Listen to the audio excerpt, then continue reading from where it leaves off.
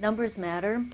And the fact that we have 20 women senators, 16 Democrats, and 4 Republicans, it matters.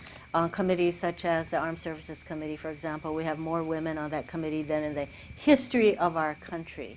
So the issue of sexual assault in the military comes to the fore, and I'm really glad that as we're dealing with the National Defense Bill this week, that issue is going to be one of the most debated and has been for a long time. So women coming together matters.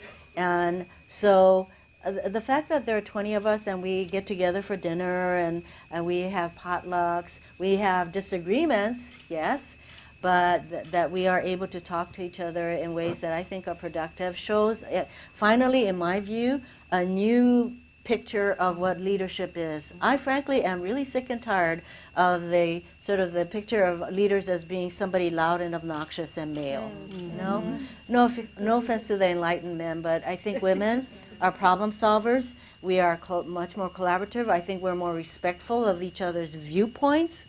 But when you get to the point of running for office and all that, none of us is a shrinking violet, but we all didn't start that way. When you ask your question, just to get up and ask that question in a room like this, it wasn't easy, was it? I give you credit because for most people, and women in particular, speaking out, it calls attention to ourselves that we are very uncomfortable with.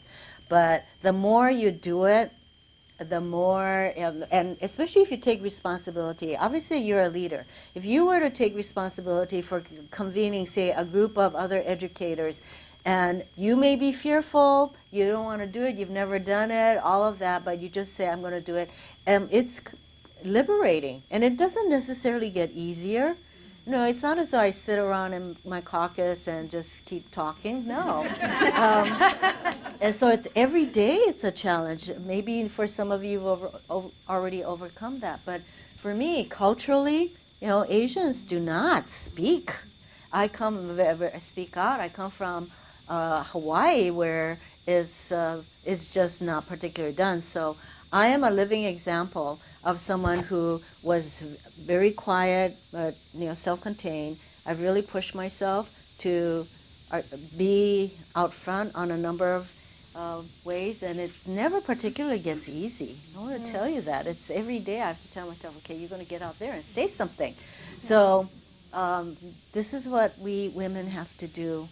We have to take on that individual challenge to go do something that's not comfortable for you. And to say, I'm going to get a group of people together and we're going to do something.